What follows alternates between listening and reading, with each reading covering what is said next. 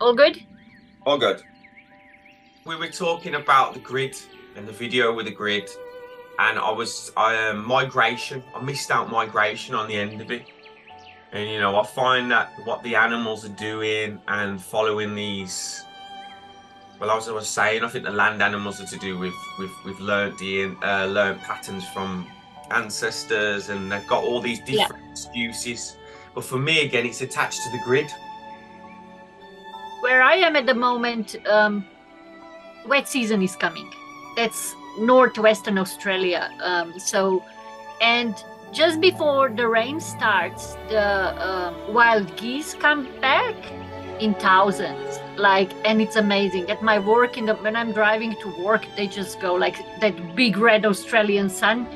It's coming up, and then there's like thousands of geese. And because it's farming area, they are harvesting corn now, so they go to cornfields to pick up leftovers, and the field it's like covered with them, and just watching them, how they create those patterns and how they fly and how there is no accident, no mistake, how they maintain distance. And also whales in Australia, you know how far they travel? Like, I'm so glad you brought Wales up. It was yeah. something I was going to mention. I know it sounds silly. It was shown in the Star Wars recently. Star Wars is a new series called Ahsoka, which follows a Jedi. And the way she travels to another galaxy is via star whales. She goes in one of the whale's mouths, and their migration patterns go everywhere, and they've been doing them for obviously thousands of years. It's embedded in them, and that's the way she travels, via whales. And again, when we're speaking about movies and things, I think this is just slight disclosure. In terms of these animals, if we follow what they do, there's so much to learn from them. I think that's what I took from that. And it's just funny how you brought up whales, and I was really thinking about whales recently in relation to the migration and the grid and the dogs, because there's so much under the sea which is unexplored as well, so. Yeah. I was recently reading a book, Aboriginal author, and it starts, I will have a look again, because it starts with, in Australia, ley lines are called song lines. Yeah. How amazing is that? Wow. When I discovered that, I was like, sure. That's beautiful, yeah, okay. And their story of creation is that their ancestors create everything. When I heard Michelle Gibson saying that, I was like, yes, they create everything. Gorges, waterfalls, everything, mountains, everything. They create everything with a song, which means with the sound. They say they sang it into existence. Lucy, now I'm all, like, whew. And I'm thinking, yes. And why I connected that to whales, because in the beginning of the book, there is a beautiful story. The man, like Aboriginal man, start to tell the story, and she talks how it is when you swim with whale, and how he experiencing how water bubbles go on, and stuff like very detailed. And then he mentioned songline. That's why I connect now. I'll find it somewhere. I'll read it again, because it's really. When you were saying that, the sound of the whale,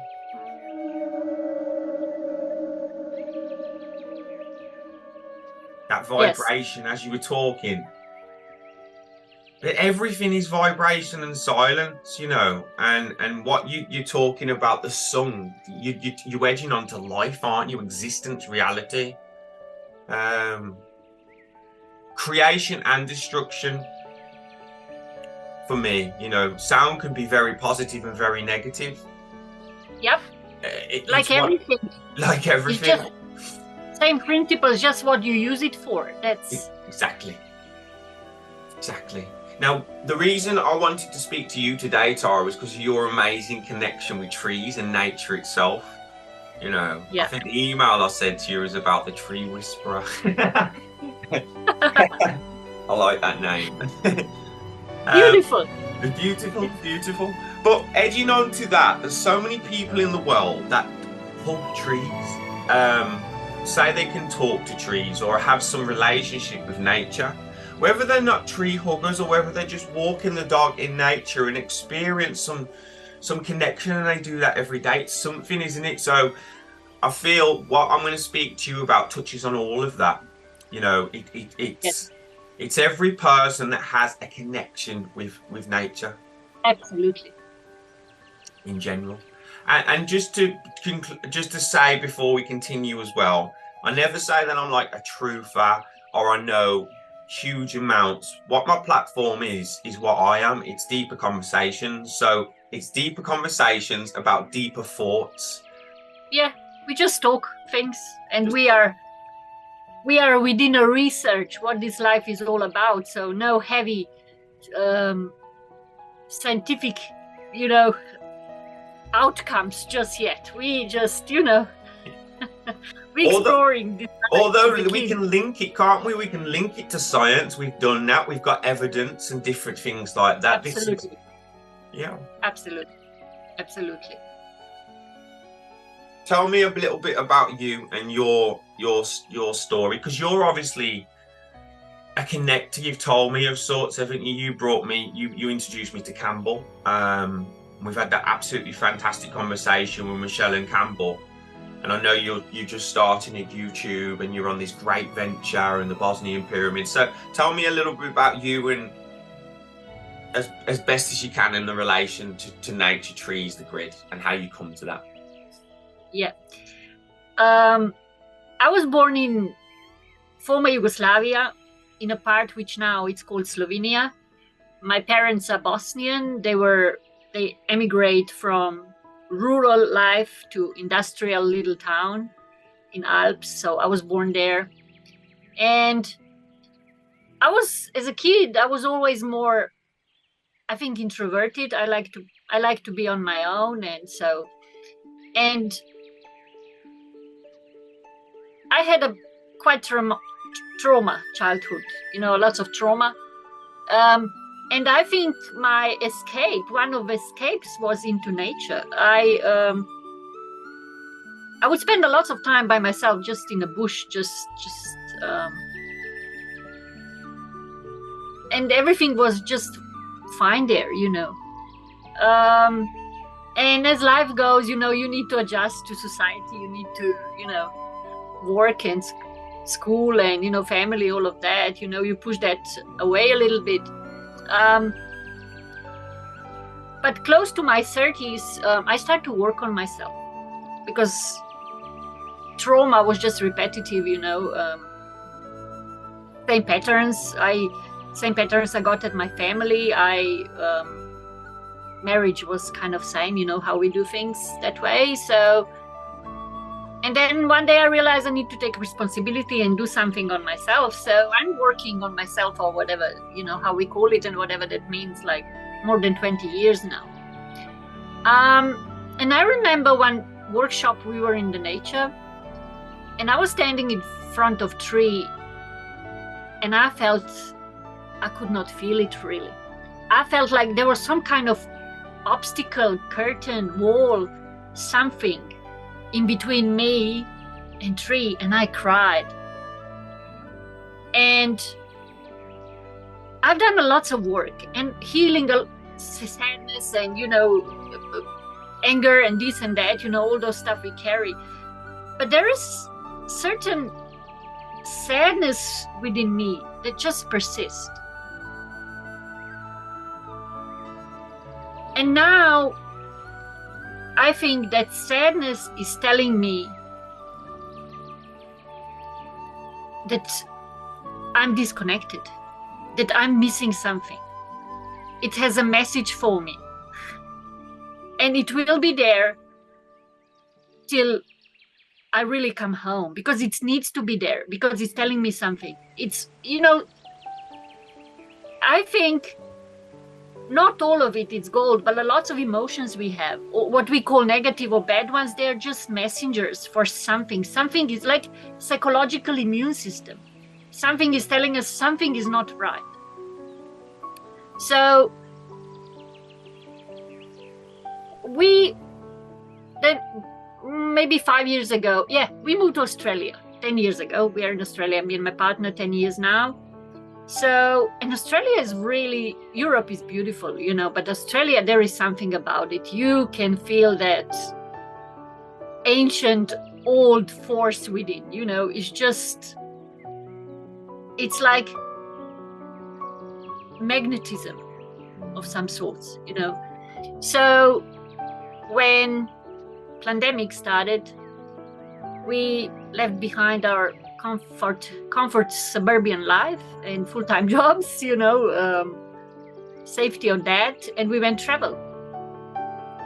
And I knew that journey will change my life and it will change me. I done so much workshops. I was on so many places, see teachers, this and that. But what Australia and its nature did to me in 3 years of time, it's, next level. I remember one night just before we left, we lived in Perth. One night I woke up and there was my shadow on a wall as I was lying on a bed. And I could see the tree, the branches and the leaves. It was like, because tree was outside, obviously, and then there was a street light in between, so I could see, shadow on a wall. So it was like those branches that were dancing in the wind were growing from my body like I was one, and it was so beautiful. I was just laying absolutely still, and I just, oh wow, those are the things that are around us all the time. We just don't see them.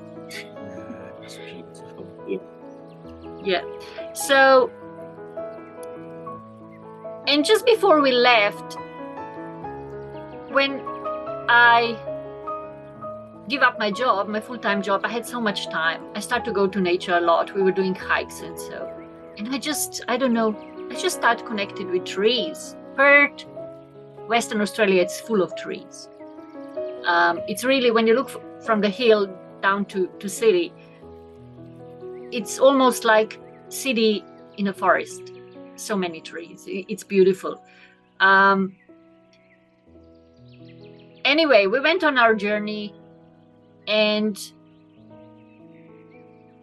I don't know how it really happened first time, but I just started to connect. I would touch the trees, and I realized every tree has, even if they are same species, same tree, they have different, they almost have personalities, if you want. Like people. Yeah. Yes. Yeah. And different sorts of trees, have different qualities. Like, if I'm doing, for instance, we have lots of mahogany here. And if I'm doing some project, something that I need, mahogany is stamina. It's very firm. It's very, they use it in the tropical areas, right? When there's a lot of rain, it has really good, it's good, it's strength, yes. So I talked to mahogany and asked it to give me, that strength, and it circles and it works. Then other trees are for some other qualities, It's almost like archetype, if you want to call it that way. Anyway, so we travel Australia, and all around I have my special trees. I love them all, but some are a bit closer to me. So when we return to same places, those trees are waiting for me. I feel they know who I am. They know I love them. And what's most important for us at the moment, if we want get out of this mess, we live in, it's so important to return to nature and to our grid, as you were mentioning before. And it's just who we are. There is that picture coming to me now and then, like I'm standing behind a tree and hugging. Maybe it's memory, maybe it's fantasy, I don't know. Like there is a forest and there is some kind of destruction going on. And I'm hiding behind the tree, and looking into what's happening, almost like Avatar scene. Yeah. And that's so embedded in me that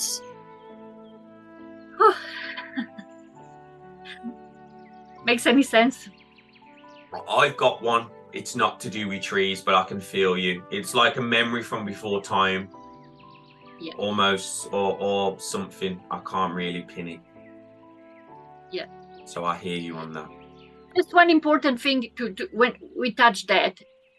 I remember since I was a child, as many of us, I did not understand what was going on around me and why all the, fuss and why.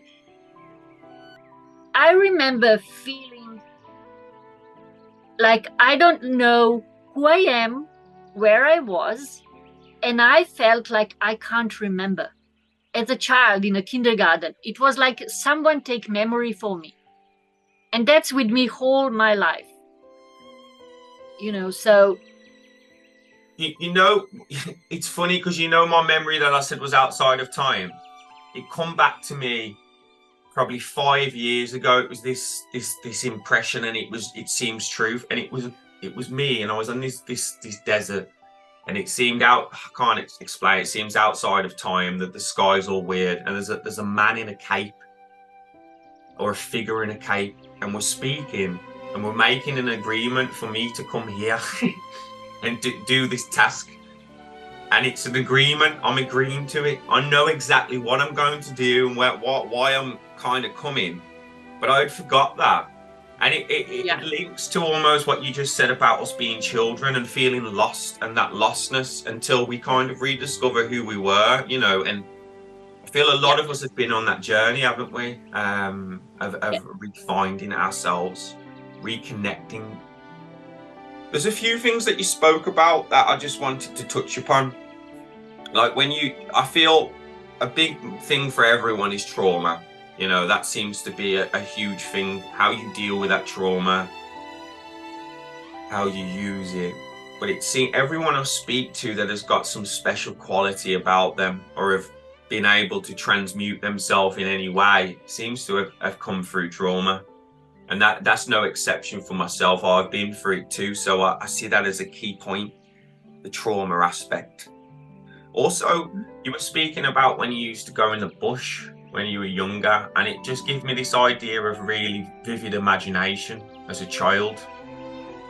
Do you feel because I could create these scenes of anything, like wherever I was. I just feel maybe you were the same.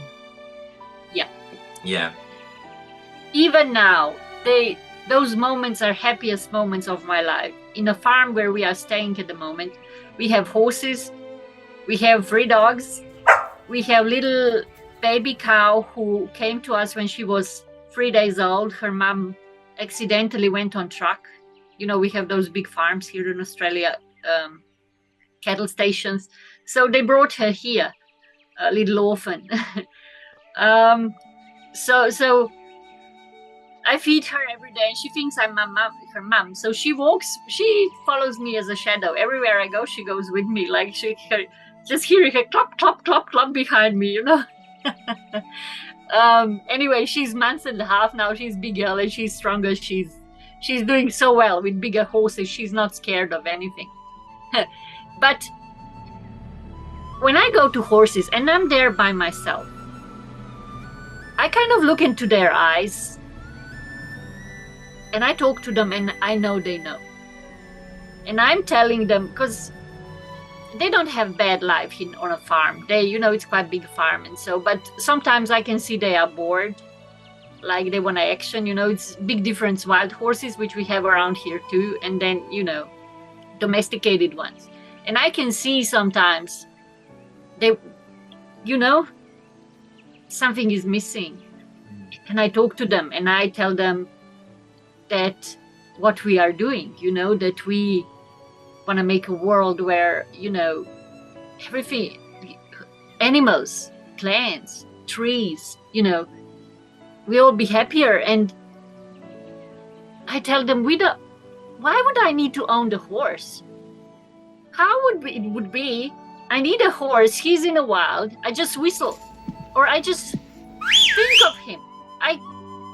I know I have those experiences with my dog. We'll tell maybe later. You know what I mean? Friendship. And they look at me and they know what I'm saying. They know. And that's my little world, which I said gives me so much joy. And, Beautiful. It's absolutely beautiful. That's why I wanted you on here, to express this beautiful relationship that you've got with nature, and the care and compassion and being able to see in all things. You know, I often see the same in zoo, just anywhere I go with animals, and I look in their eye, and a little bit different to you maybe. I almost see myself. I see the same thing that's been with me within them, and I just can't not love that, So it's it's beautiful, these stories, but they aren't stories, your truths. It's beautiful. What you also said about the veil, I feel, was interesting, and that's important. Just because I've sensed the veil and then it almost broke, but maybe you have to sense it before you can break it. I've not had enough experience speaking to people yet to know how they've managed to almost get through that, because there is something there. And I literally, the same as you, felt something in front of my face, and it's like an invisible barrier almost, that. Yeah. And then it kind of dissipates or allows you through some way. And again, this is all hard work and communication with nature. And I can't even tell someone what I've done to get where I'm at, because and I don't know about you, your journey it combines so much practices, so much different, maybe meditations and schools and different times in nature. What was it that did it? It's maybe just an accumulation of all, isn't it? Yes. I think yesterday I watched again whole your MK Ultra series. Oh. I just I love it, as the rest of your content. And you are mentioning so many times dissociation, detachment. And I think that's what it is. This or other way, even if we grown up like on a farm and so, still, never mind us who grown up in towns or cities, or our parents were disconnected. We are disconnected. And then everyone is different how they get back to it. Is that yearning within? There is that yearning. If you understand it, if you stop pushing it away with, addictions, with different, whatever it is, we have all different strategies to avoid that pain of separation. I think just yesterday I was thinking about our talk, and a trauma of separation, I think, is bottom line of all traumas. Yes. Separation with life. And sometimes spiritual people would like to talk, there's many different aspects to it, but like when people talk source, there is some source somewhere, some kind of light shining, and that's the source, and you need to get back there. I think it's here for now. I don't know what happened after when we go, but now I think it's in nature. It's connection to each other. Humans to animals, to your immediate environment, to nature. That feeling that you belong, that you not feel as alien here, or visitor, or guest, but you feel at home. Yeah. And somehow when you connect with that again and get yourself into that state, everything falls onto the right place somehow. I don't know. No, you're exactly right. It's almost disconnection from what we've been given to reconnect with what we've lost, isn't it? When we start to, yeah. I feel it's getting rid of all the waste qualities within us, and it's hard to do that, and questioning ourselves and looking at our darkness and our traumas and looking at everything and addressing it all. It's a hard journey to do, It's a hard journey to do, but as you're saying, I think that connection can happen through yourself, through other people. It might just be someone doing something really nice for you. I don't know. And you see that quality. It's about connection, isn't it? With everything. It's relationship. Yeah. With you, when you see your animals do that, and it's like, wow. And it takes you back there. I think people look for this thing well outside of us, as you're saying, and it isn't that far at all. It's right here, right now. And we can connect via ourselves, trees, nature to get to that place. Yeah. Yes. And in one of your beautiful films, you said, trees are friends. And I said to my partner, there is someone else he's getting it, because I'm telling him, I work in forestry. I'll explain about that a bit later, maybe. And I come from work and I was telling him, they are friends to me. And then I'm hearing you saying, and that's it. It's friendship. You know what it is? It's symbiosis. Mm-hmm. You were talking yesterday, I think, in your parasites. It's symbiosis. That's, I think, bottom line of it all. And the beautiful thing about trees, they're everywhere. You've got a friend everywhere, haven't you? And what was interesting, what you were saying, was that how there's certain trees in certain places which you connect to. Bellsy! And for somebody else, it might be different trees, and although you may have your main ones, and it's almost like, as I said about people, I don't know, they're just so special in so many ways that you can go to an area and you can have a connection with certain trees. Somebody else can go there and find connection with the same trees or different trees for similar or same or different reasons. And it's a little bit like people. We can connect with so many different ones. We don't have to connect with the same ones. As long as there's a connection there, it can still help. Yeah. But there are special ones to me too, and I don't know what that is. I don't know whether it's something special to me and almost our relationship, or they're special and I can sense that they're different, but what you're saying, there's certain ones. I go to areas, I'm around my own areas now, there's ones which I'm like my trees, My tree, exactly, I know. And that moment, it's your tree.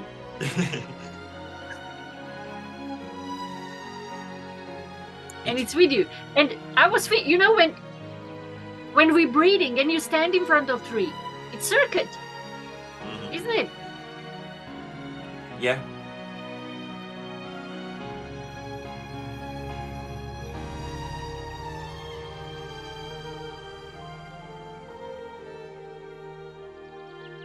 I visited Jerusalem, Israel. I went to backpack journey, Israel, Jordan and Egypt. And I have a few really special moments in Jerusalem. In the whole journey was just, when you go on those journeys, which are, things happen, right? Yeah. Anyway, Jerusalem was a lot of stuff. But what's happening in Israel at the moment, and Palestine, and so I went today.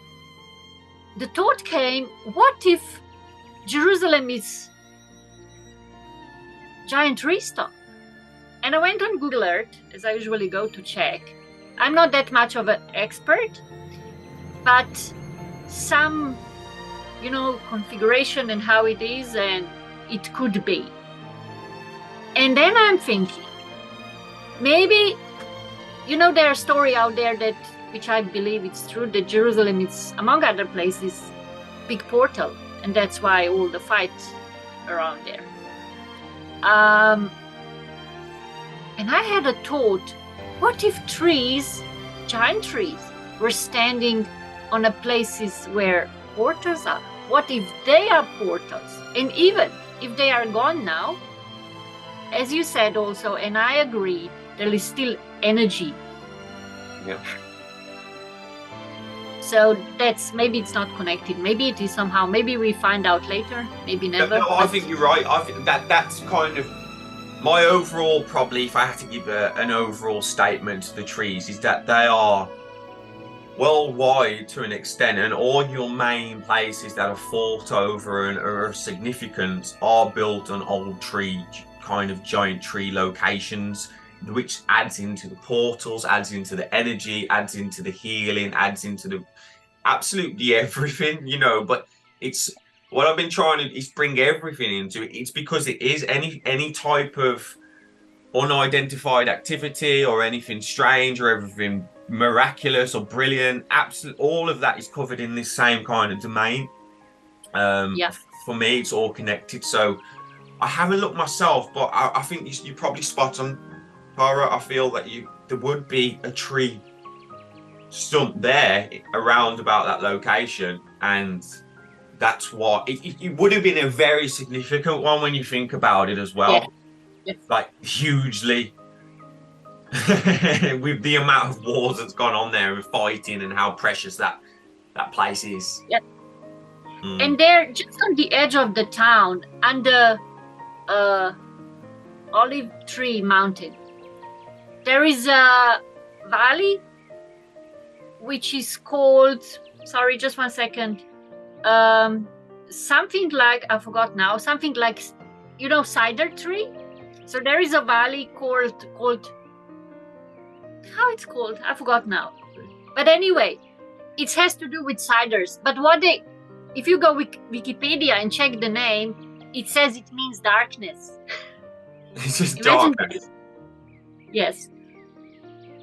And ciders of Lebanon, they say Jerusalem and Egypt and all kind of that Middle East area. It was all built from that cider from Lebanon, cider trees. So Hey, we can. It's in Bible. I don't know if do you want to have a little look? I think this area was really, powerful forest. And you know what happens when they cut the trees and, desert, right? This is it, desert.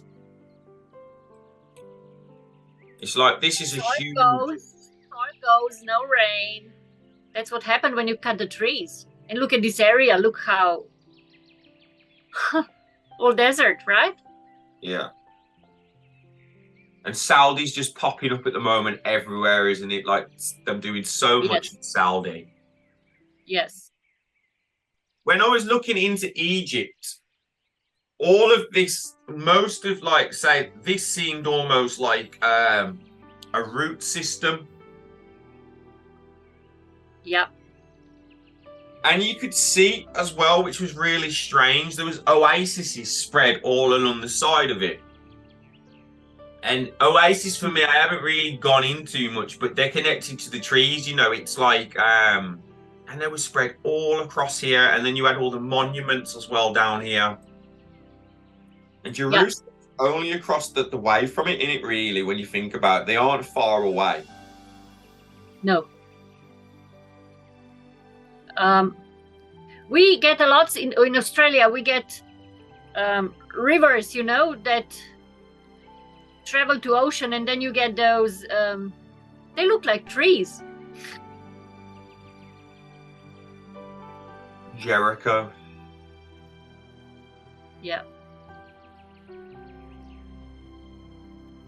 Mm-hmm.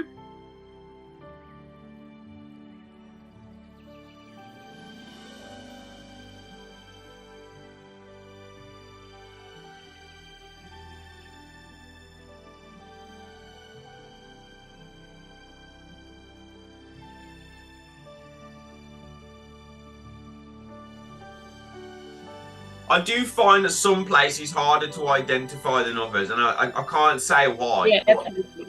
Whether the Yeah, tree, it seems on a bigger scale in some senses, or they've been harvested to a degree that I can't really make out anymore. But sometimes I think it's the scale, maybe, that I'm looking for a littler stump where it's actually quite big. So in my eyes, it's not just trees. We've got organisms that are very large as well. Yeah, absolutely. We have a lot in area where I am now. We have hill that it's called Elephant Rock because it looks like elephant.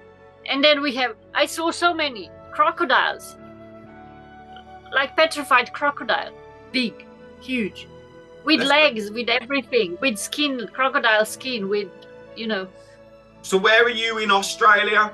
Up. West, up Kananara, you see up there? There is, if you go, can you make it bigger? Wyndham, there is Wyndham town, where ocean is. You see the blue just north? Yes, here. If you make this part bigger, you will see trees. You see? They look like trees and trunks. Oh, yeah. What, like here? Yeah. Yeah. You see? Lots of stumps, giant tree stumps. But you're talking big. It's big, isn't it, still? It's very big, isn't it? Like, again. Yeah. Huge area. Yeah. Conservation park. Yeah, everywhere. And national parks just everywhere around here. Yeah. Yeah. So we're traveling for 3 years now, and we spend a lot of time in national parks and, in a bush. And as we travel, I listen, people that talk giant trees and stuff like that. And as I look into the nature, I can see, I don't know, I can see confirmation everywhere, everywhere. Those patterns seems to line up everywhere, if that makes sense. But they are. It's all over the world, isn't it? Yeah. Where we are at the moment, lots of pyramid-shaped hills, lots of plateaus, like giant stumps, lots of waterfalls, lots of wet season will start soon, as I said before, lots of lightning, very intense storms. I think the most intense area when it comes to lightning in Australia. We have those storms, like lightning goes on for hours, like so there's something about it. So I think the potency of energy in Australia is really high, and especially in places like this. So yeah, that makes sense. That's a deeper question all on its own. People travel to these locations of importance all around the world to connect. And we know to an extent that you don't have to do that, although there is a lot to it.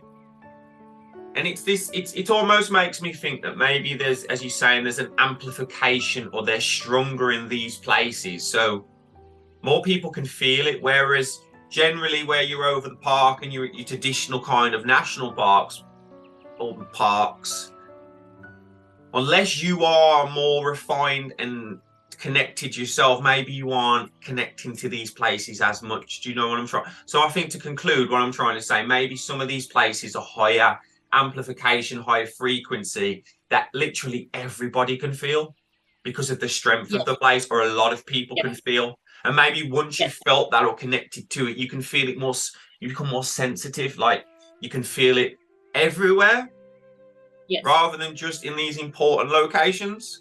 And not only that, do you think maybe it has something to do with the mind, when knowing that oh, like Stonehenge, it's this amazing place where you're going to get energy, you know, and it's like this psychological factor Yeah, of I know. Yeah, belief, you know. I don't know. yeah, yeah. It's like projection. It's like you project your belief out. Yes. The places that I think are important on a grid, everything is important. Mhm. But there are some points, maybe some kind of crisscross, you know, where Yeah. valence cross or whatever. I don't That know. is what There brings. is, some stronger charge. And usually on those places, the beauty goes next level. Yeah. You know, like ocean that we were seeing on the top, you know, those turquoise, pristine beaches is so lovely. It's so beautiful. And it just, only that, if you would not know nothing about energies, but only that put you on a better place. Yeah. And I think that's what this existence meant to be. Beautiful and, you know, inspiring and colorful. It just makes you happy that you are alive, that you experienced that. It's like artwork, isn't it? Yeah. The experience itself, more so than the thought processes around it, you know, from what you're saying, people won't even understand it because we've not been brought in that world to experience that way. Because you can drop yourself away from the personality and experience life how it should be experienced, but it's so hard, isn't it? Because of what they've put in place. Most people now aren't just experiencing life; they're mostly in the head with thought processes going on, having to almost Yeah, you robotically have to go work to the work. way You have around to the pay. world. Yeah, you have to pay bills. You have to, you know, then those screens and phones, and it's where your attention is. That's the. Sorry to interrupt, but that's your attention. That's it. The attention. It's never on. It's never still, is it? Should you say? One of the things that I did, Tara, one of the main things that I thought anyway was I need you to do myself was stop the mind through all the stop the thought processes, get control of that a little bit. And that was my journey to start with. It was to get control of the thoughts because I was quite aware that they were controlling me and I weren't in control of any aspect of myself really. You know, any external influence that was coming in was changing me. The thoughts would change me, and there was just no control of a mastery of the self. So I thought that was the route to go. So I went down the route of stilling the mind, and that's what helped me by stilling the thought processes of the average world and the programming that we receive, and almost taking it away to just fall back to it's like a warmth that you sit in, like how I'm trying to explain. The experience is just a warmth, it's a loveliness, you know. It's love. Yeah, it's just love. You know, I'm in connection. I talk to scientists that work on Bosnian pyramids. Like they carry heavy equipment up on the top, and they, you know, measure the, I don't know, the rays and this and that, and you know, they proper physics. You know, there is telecommunication engineer who really takes his knowledge and his science seriously, and they talk magnetic fields and this and that, and I'm thinking, for me, magnetic force is love. You know, how you measure that? What happens where, you know, it's so simple. It's love on like steroids. It's true love. And the trees, love, love, love, love, love, love, love, love. Here we go. I love it. I love it. And if we go back to Jerusalem, which they say so, it's home of religions, which is the vision, which is. But some people say in a core of every religion, there is love. Mm-hmm. And it might sound as cliche, because that's what they did. They made that pathetic. Love is not pathetic. Love is care. Yeah. Sometimes love is tough, but mostly love is care for something. And that's not pathetic. Sometimes you need to work for that, right? You need to give. And we're talking religions. You know, in the Bible, I'm not a Bible girl at all. I'm not. But they say human beings supposed to care about nature. They are carers of this place. And care is love. So I think, again, it's symbiosis. What's symbiosis? It's love, isn't it? You don't use the other one. You don't use it. You give and take in amounts that the play can continue. You're not exhausted. And when you do, what happens? Where we're getting to now in the world, isn't it? Because that balance has gone, and all we seem to be doing is taking. There's not the balance there.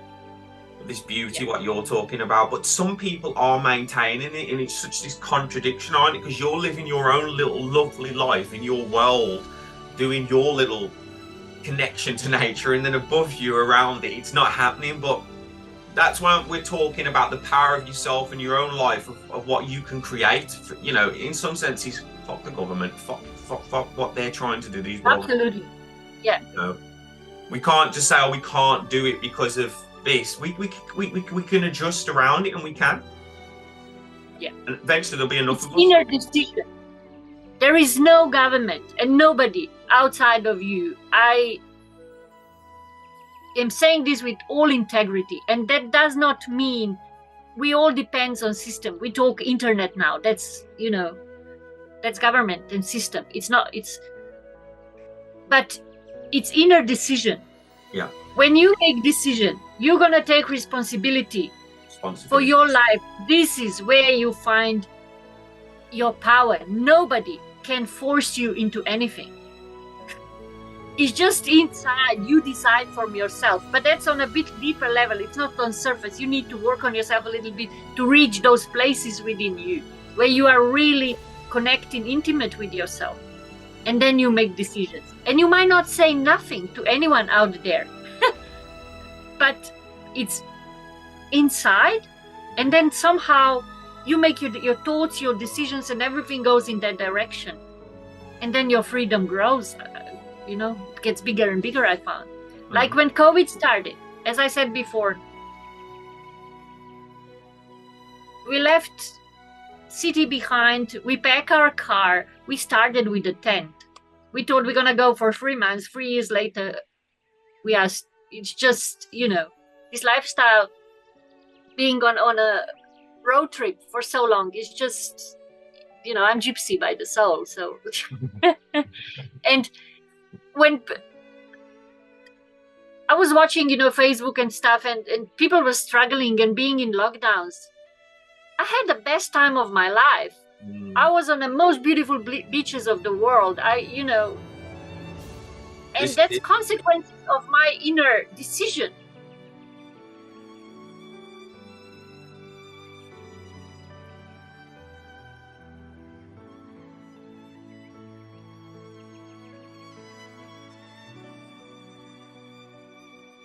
At some point, this system or government or whatever, they lost all integrity.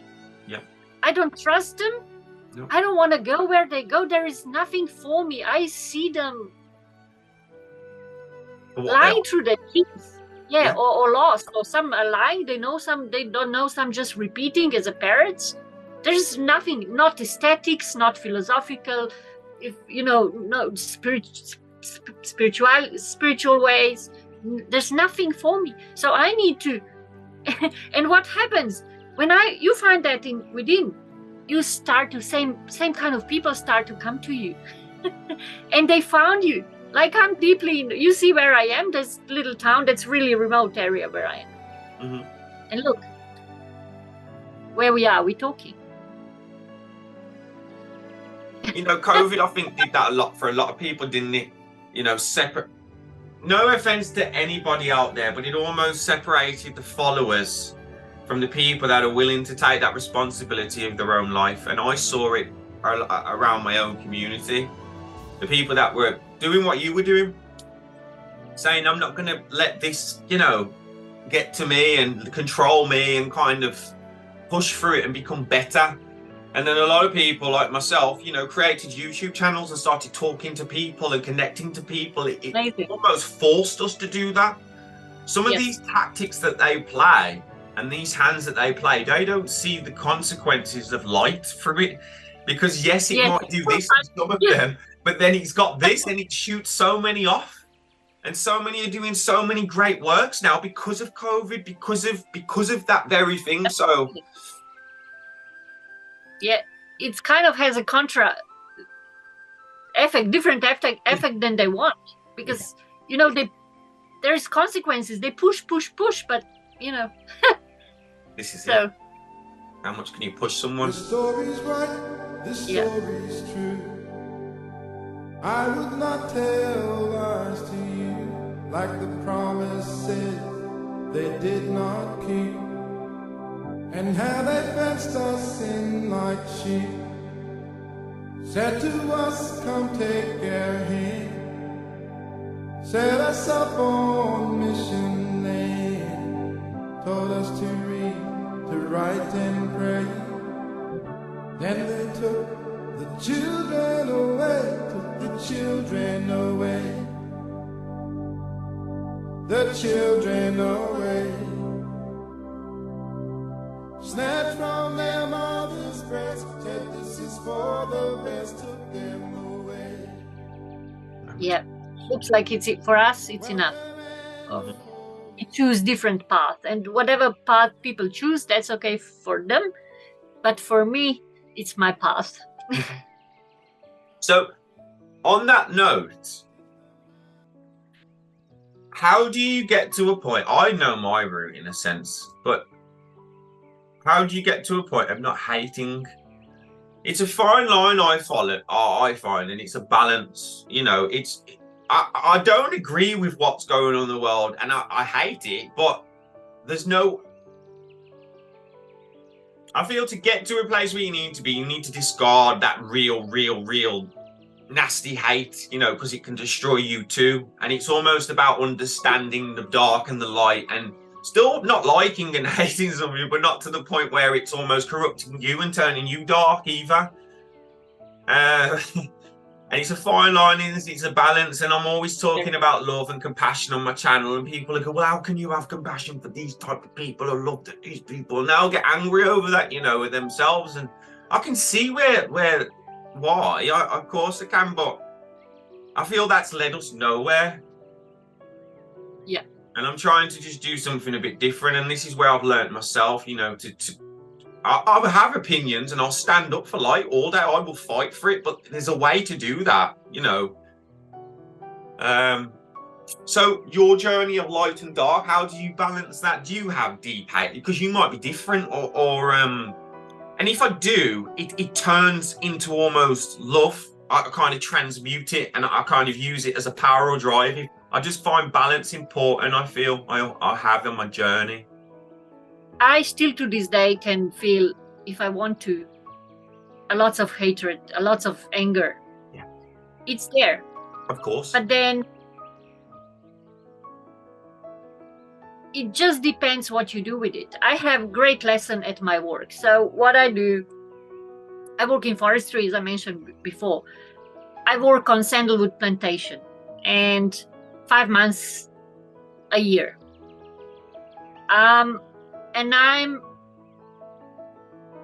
on harvest. Every day I watch my beloved trees that I walk around, I take photography, I measure them, and they just come with big machines and they just, cut them. And if they would just cut them, that would be okay. But sometimes they pull them. So I learned from trees how to deal with that. As you said in the beginning, you knew, you forgot, but you knew why you came here and what's going to happen and where you're coming. Same is with those trees on plantation. They know what's going to happen, but they go anyway. And somehow, sometimes I would go in just after machine. So machine goes down the road and then there is me to do my job. Because I'm working with stumps, which is every single year I do photography of 50,000 to 70,000 stumps. Wow. I'm really looking into stumps every single day. Like, anyway. And when machine moves away, you can hear trees cracking, you know, as they collapse. But birds keep singing. There is no hatred. There is no anger. I checked that so many times. It's like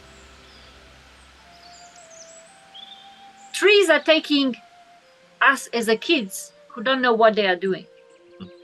Yeah, this is it. Yeah. And they put themselves out there for us to learn and to remember. And some of us are doing it right now. Some will in 20 years, in 10, some maybe next life or whatever, some other planet or whatever, around whatever, I don't know. But for us is now. And then back to hatred and anger and all of that. And I kind of learning to use that because it's very powerful energy. Very. I learn to feed my creation because I realize I need to create. If I want to be as much as possible, liberate myself from all of this that's happening, I need to create. That's my empowerment. That's what I'm meant to do. I'm not complete human being if I'm not doing that. It's not some new age mumbo jumbo. And then what came to me, co-creation. That's even stronger. What we're doing now, and you mentioned Bosnian pyramids before, and I'm doing something with a group of people. That's co-creation. And it's so powerful. And we need to do that. You hit the nail on the head when you said children. That's the best way to look at it. Would you smack your child around the face if they did something wrong? You shouldn't. I know some people in the world might, but you shouldn't. Yeah, well. You know, you should learn him the way, or yeah. So beautiful explanation. Yeah. The way of Jesus, the way of all of that, isn't the way of love, the way of compassion. Yeah. Yeah.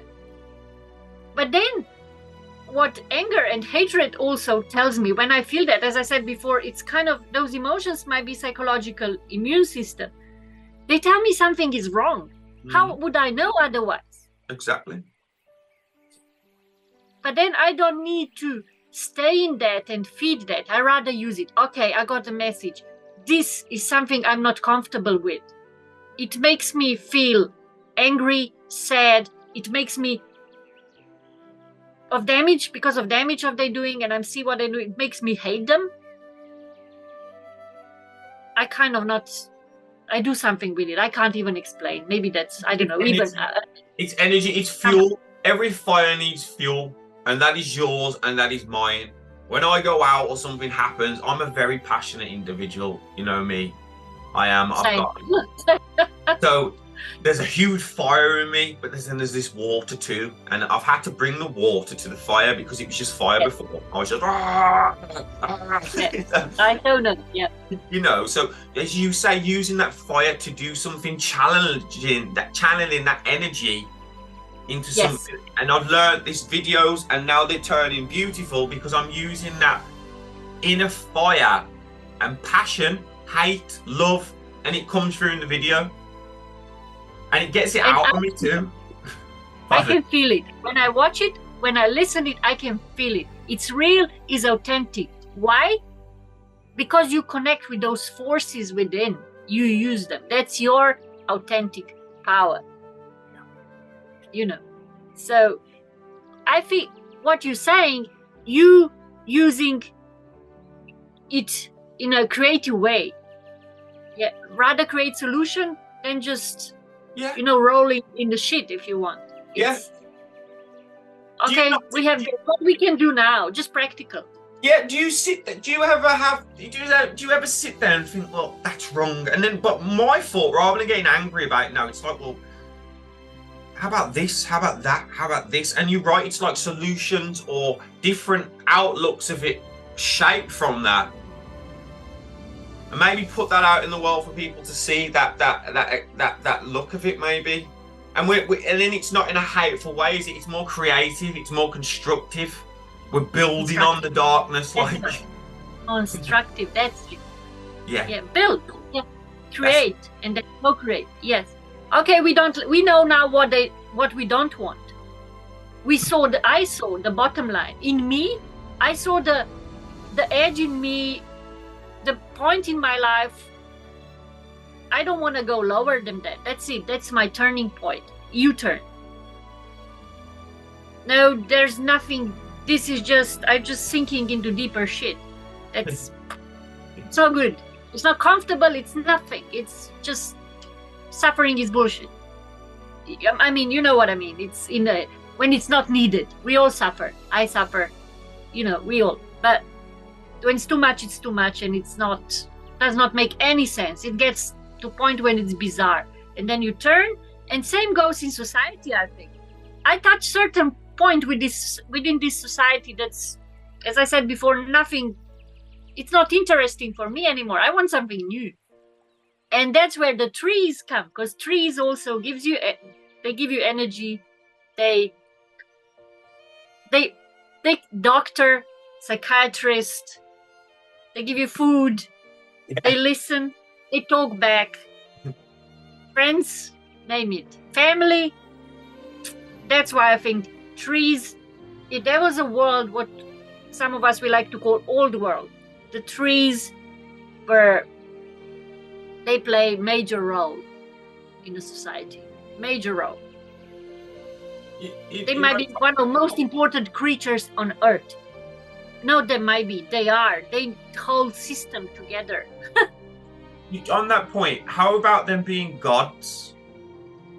There's this thing that's come over me lately, and I've been watching some series on mythology and everything, and from the sounds of it, I know this might sound mad, when they were worshipping gods, it could be trees, these mountains that they're on as well, and it seems to be like mountains that are always associated with these gods where they worship them and everything. We know now are mostly trees or tree stumps. So wow.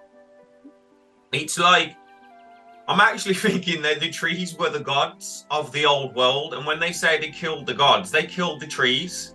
They got rid of the trees. God's lower G, okay, in a sense, because when I spoke to God, or this realm, or Nate, or consciousness, whatever people want to use, whatever name, it was via the tree. The tree was the portal. So if the tree isn't that, it's the closest thing to that. And it might be wrong to say they are God, but they are almost lower G gods, which is like the connection to the gods, or I don't know, there's something there, especially with these giant ones and how they're mountains and the connection. I can see them being, as you say, but like, this is like on Avatar, how they worshipped this tree. It's a god. It's mother. Because it gives you air to breathe. It gives you air to breathe. Just that. It's literally giving us life, isn't it? So, and not only that, because of the mycorrhizal network, the root system, it is connected to everything. So where you say God can see all, is omnipresent, is this, is that, that is the tree system, really, Yeah. And then that fungus, fungus that goes in under that goes, and all connected, all info system. like information goes. And all the animals come. Yeah. Like in my mind, I've got this big tree, and you know, by me there's a place called the hunting tree, and it's so sad in my mind why it's called the hunting tree. It's the hunting tree, and I know why. You imagine trees, they would bring all types of life, beautiful birds, animals, and everything, because they are mothers. So then what do you do if you're a human to get your food and everything? You go to those places to hunt. They are the hunting trees because they bring the animals, they bring, you know, so it's sad really when I realise what, you know, what has happened, and we've killed so much and destroyed so much.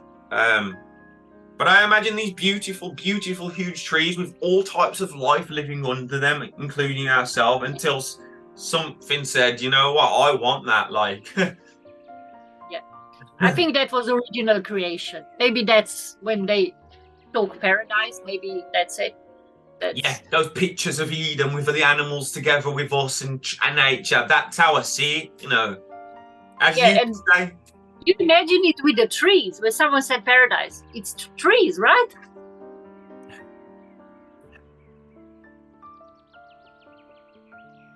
Yeah. So I think really, and then if you think like giant trees, like all those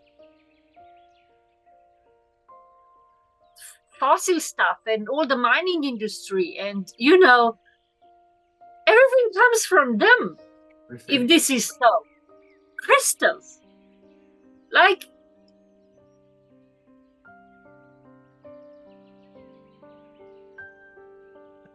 I put a video on my YouTube. I think it was called Crag, and it shows the journey of a tree, and it really explains what you're talking about.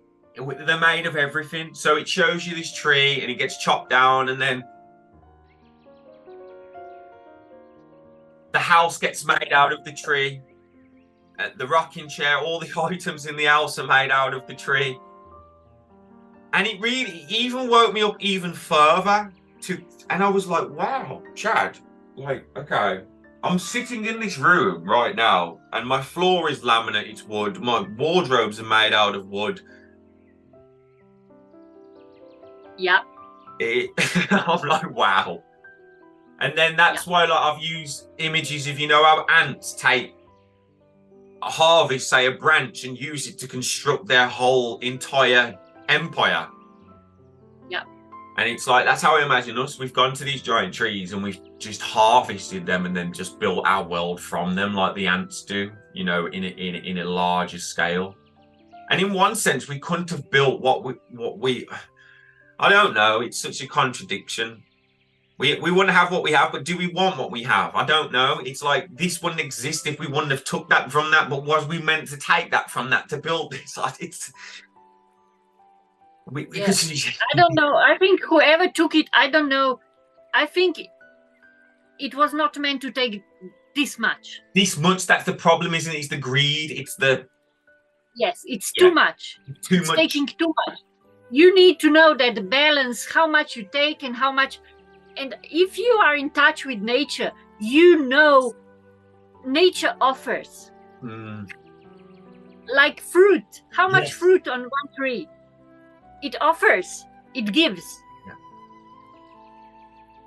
And then certain trees, they have enough being tree. They want something else maybe. You know, they old or whatever.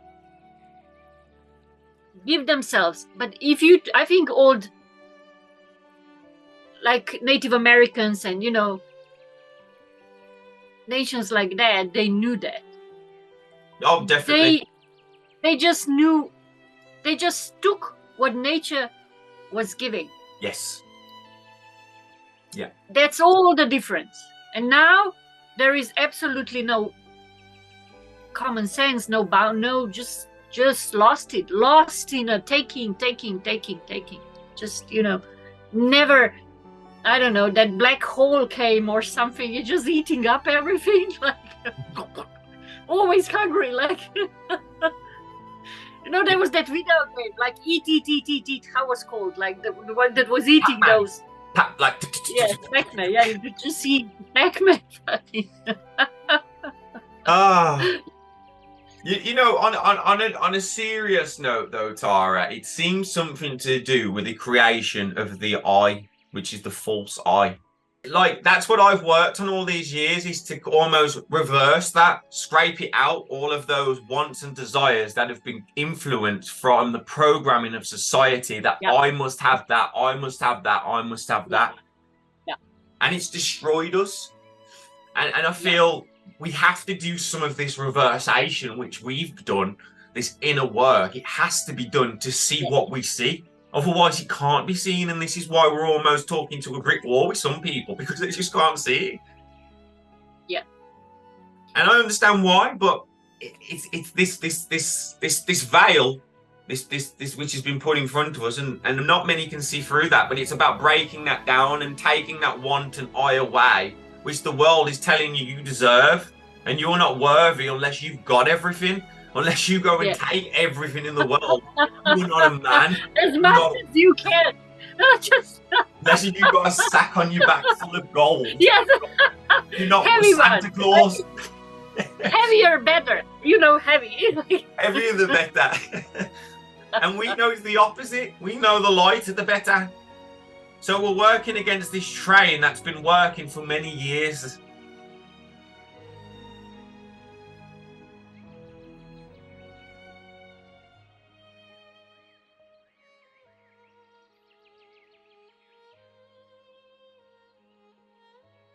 Real luxury is, for me, in nature. Mm-hmm. Like, I live in a caravan 5 meters long and 2.5 meters wide. And when we start, we lived in a tent before we bought a caravan. And our friend, he's beautiful carpenter, he built little home of my dream. I have my little kitchen, I have everything, my beautiful big bed, enough of space for everything I need. You know, some good aircon, which you need in Australia, right? And we hook our home on our car and we take it wherever we want. And I park by the beach, by the turquoise beach, beautiful trees, la. And that's my morning coffee. Wow. That's my luxury. That's luxury of my life. Yeah. And what this journey taught me, wherever I go and wherever I'm connected, it's my home. I'm not limited on little house somewhere, which is walls around you. But that's not for everyone. That's for me. As I said, I'm gypsy soul, I discovered. So that works for me. For some people like to be like trees on a one place, and that's good. That's okay. I'm wind, I go.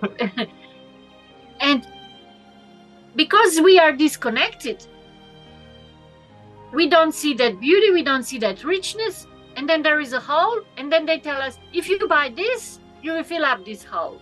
Yeah. And then it works for 2 days. Yeah. And then there is something else. And then you go to work, and then you just, it's not nothing new. It's and that's why I feel like ultimate healing is connection with yourself, with your friends, with nature, with life in general. That's ultimate healer, if that makes sense. I feel most rewarded when I've made someone smile. That's probably the biggest reward that I can get, and it lasts longer. But you're so right. Everything you've just said, this materialism, it's destroyed the world, and I worry for our youth, because they seem to be people like me and you have saw the older world before technology, before the real change of the internet and things. Before industry. Before all of that. So, like, my nieces and nephews haven't. So, I just feel for them. They're more into it than anybody. So, for them to find that connection in nature is almost a hard task without our help. Their whole lives have been consumed by tablets, PCs, the internet, false veil screens, all of that, their whole life. I remember going out till 10 o'clock with my mates, not having a phone, you know what I mean, in the dark. Mum not worrying where you are. Was that just having to meet and wait if you don't know where people are? You know, like it's just getting lost. People forgot how to get lost. Lost. Lost. You go on adventure. You know, when I was earlier when I was mentioning horses here on the farm, what I see, what they are craving is adventure. Let's go on a journey. Let's, I'm never out there to tell people that how to live the life, and I don't think you are one of those. No. Either. But the people that are maybe all that it is there's people out there that are completely content with the normal life, and that's fine. I don't think we're trying to speak to those people. It's the people that have that niggling thought or more. There's people out there that are going to work or doing this day to day and are thinking, well, this isn't right. Or there's people out there that do feel something with nature, and then there's people that are really extreme on those spectrums. But even if there's that flicker, that question, I think it's those people and then the spectrum up that we're speaking to. Anybody else that's in it, loving it, love it. Yeah, absolutely. Everyone. Life gave us all those options, and everyone. That's me. That's why I'm saying that's me. That's how it works for me. I love that, and I know the people that's gonna listen, that will be attracted to this. There is some aspect of that in them too, or at least not strong resentment towards it. So anyone can live the way they. That's the last thing I want to do. It's No, I don't think that's the message you're persuading, but just so people know. And some people like going skiing, some people like playing football, some people love nature, some people like watching TV, some people like a glass of wine, some people like chicken, and some people don't. I love the variety in the world. To me, it's like colour. Yeah, exactly. You know, we've got to have a spectrum of it. All that I feel that I speak about and you do is just about a little bit more balance in that. Understanding and more control of what you actually want to do rather than us being led down routes we don't want to, maybe. Yeah. It's just personal choice. Yeah. And it happens so that personal choices of ours are not really that much in alignment with what we are taught how we're supposed to live. That's all. But we make those choices anyway. Yeah. That's for anyone wanting to take the narrow path. I had this vision the other morning. I was thinking of the narrow path, and I had this vision come of someone going through caves. You know, the caving system, when you've got to go through all that narrow kind of cracks, and you might get stuck at times, and you have to kind of like force your way through, and you might be scary at times because it doesn't look like you can get through that caving system, that hole. But you do. And it was one of the best analogies that I was going to use it for a future video for the narrow path of using this rock climb and getting through all these tight little scraggly holes and maybe hurting yourself along the way, you know, but you've got to take that tight path to get out.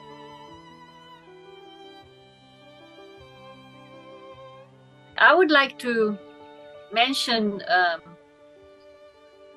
how trees, their love for music and their exquisite taste for music. As I said, I work in forestry, and sometimes, most of the time, I'm by myself. I spend 10 hours a day among trees, and that experience really forced me to start to look into them and paying attention. because you know, you go in nature and you stay outside 1 hour or whatever, but these 10 hours I just had to be there, right? So when I walk on a plantation, I usually listen classic music, or maybe I listen you or some quality people that I like to listen their content, and they really enjoy that. And it occurs to me one time that how many music instruments we humans produce and play and they are made of wood. It's same thing as you said before. Everywhere in the house you turn around, there is some kind of timber, some kind of wood around you. And same goes for instruments, flutes, violin, piano, name it. And I feel in a way that's tree, the mastery of tree, the quality of timber. It's not just what we see. It's not just that timber that violin is made of. It's something else. It's music within. Every master that know how to create high quality instrument is very delicate job. You need to know what you are doing. You need to know what kind of wood, how old that wood is, when it's cut. It's all, you know, lots of knowledge around. And then that mastery of tree and mastery of human beings, of the ones that write the music, the one that play, the one that create instrument, it's all mastery. And you mentioned gods before. They are masters. You see,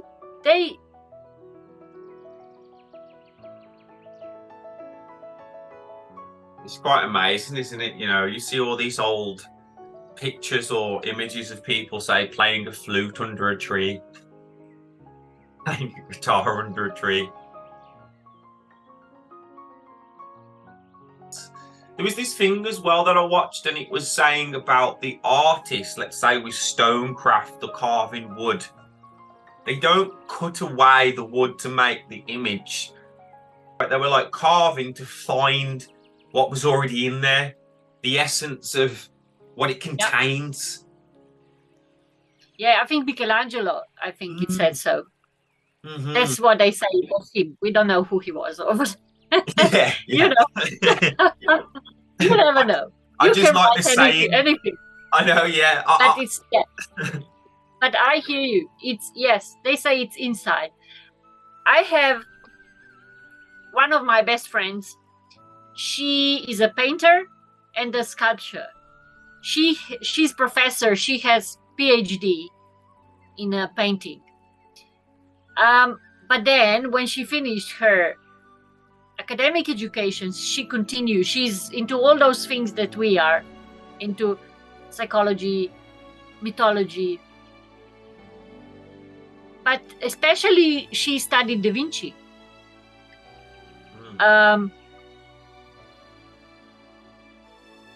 And it would be really interesting to hear what she has to say, because she has a lot of knowledge, also sacred geometry and all.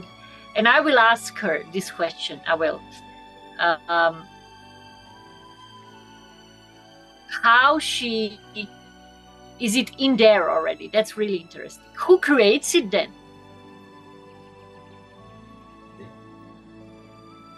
Like, for me, it's not me creating my objects, just so you know. I'm a conduit. And you know what I often hear with the most amazing artists, and this is something that I find is kind of similar. They say time slows down. Like, if you ever heard a dancer talk, the reason they get into, like, and it's like a time slows down, they lose themselves, like, almost. And I've heard actors talk about it, the best actors and artists, painters. It's like something almost comes over them. like a spirit, and it's the one I'm going to say. It's something else. It's like a divine force that takes over and starts creating through you. Yeah. And now, I absolutely agree. And what we see in Hollywood these days, maybe what they're channeling, it's not good, guys. No, no. You know, it's again same principle. It's just what you let in. What kind of quality? Is it something constructive again and beautiful and aesthetics, and or is it like what we see these days, bizarre and Yes. in my personal opinion, ugly? Yeah. So yeah. There's the Jedi and the Sith, isn't there? You've got the light way and the dark way. You can channel how you want. For me, there's never been an appeal for the dark. It's never appealed to me. So, and I don't know why that's different in some people. But the dark, to channel dark, has never appealed to me. Chaos, like to channel chaos, like. I had one experience. I was really angry on someone in my family, like really angry. And I had that desire to hurt her. The desire came because my hurt was so big.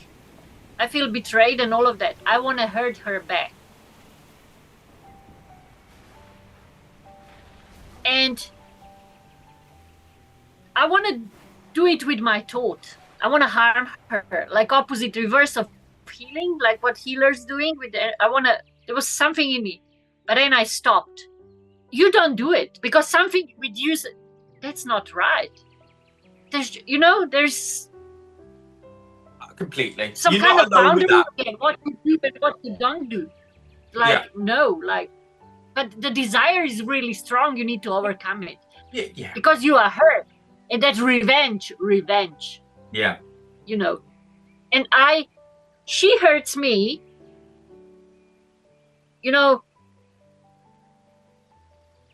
God or whatever approves if I hurt her back. But it's not right. It's using your power to hurt. It's not so. And that's maybe some people don't. In that very moment, there is something they rather go for that. Yeah. It's really easy to fall into the desire of that. It takes so much power to stop it. And I think that falls back to what I was talking about with the mastery of the self and self-control. What I realized in myself earlier on that I had to kind of do. I feel the darker ones out there have probably the trauma that we speak about and the love, it's gone the opposite way for them in some way. How trauma's led us to light and love, and we feel the love. It's easy done. I know I'm not here judging because, as I say, it's easier to roll downhill than to climb uphill. So absolutely, it's so tempting sometimes. It's very tempting. Yeah. So this is where I can't have huge hate because it's easy done. I can see how trauma can easily hurt. So easy. So easy. Fracture. We all are. So it's just seeing those cracks and fractures in other people and not saying, well, I'm better than you. Understanding more so, I think. Yeah. But then I think what we see today with the controllers, if you want to call them that way, of this realm or earth or whatever, or the ones that try to play that role, looks like they made decision they're gonna operate like that. You know what I mean? Yeah. For the benefit. Yeah. For whatever, money, power, this, that, they are okay with that. So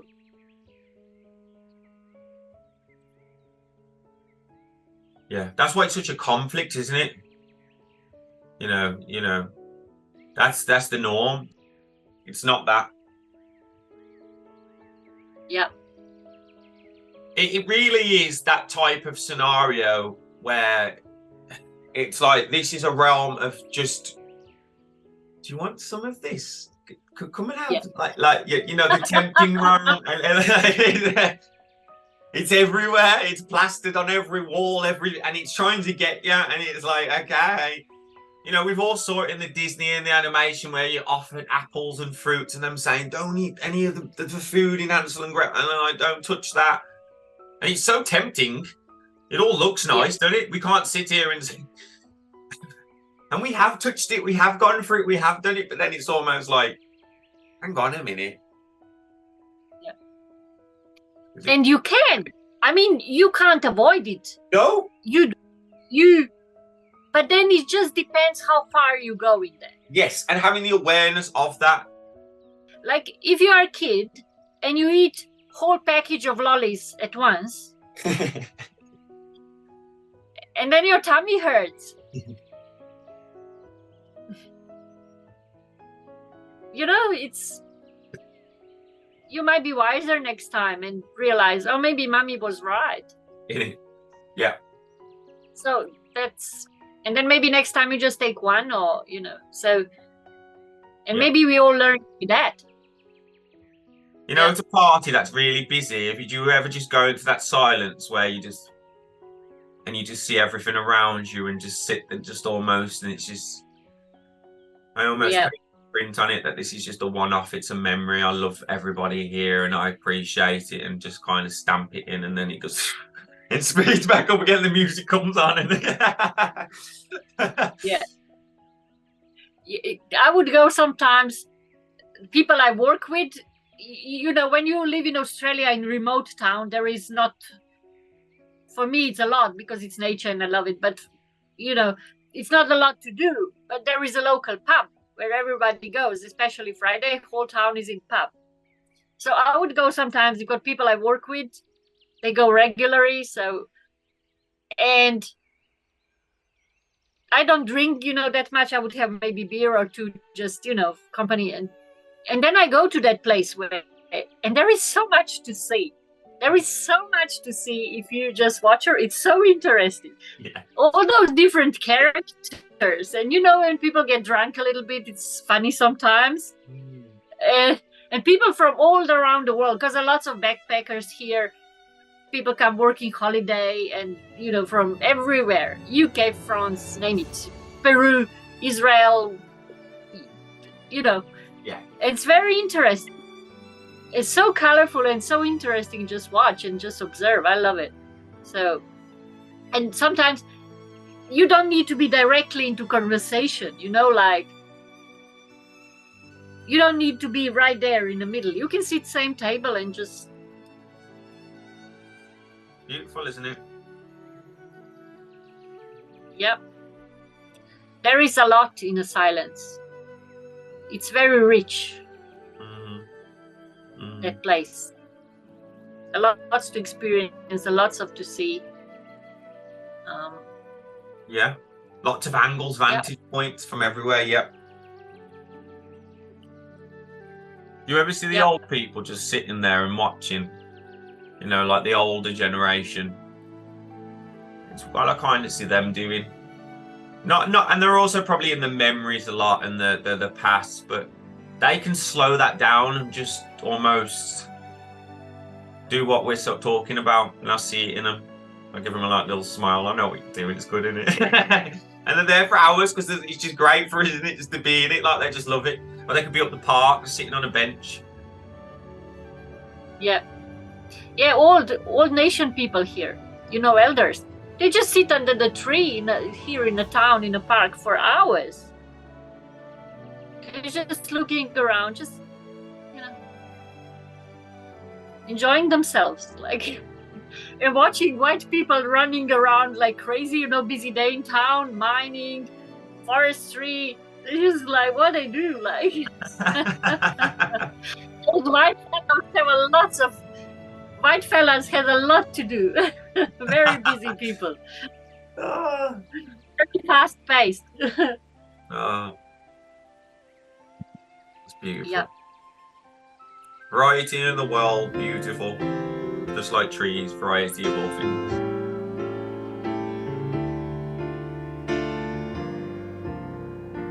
I've been to cities that never closed down, from New York to Rio and old London town. But no matter how far or how wide I roam, I still call Australia home.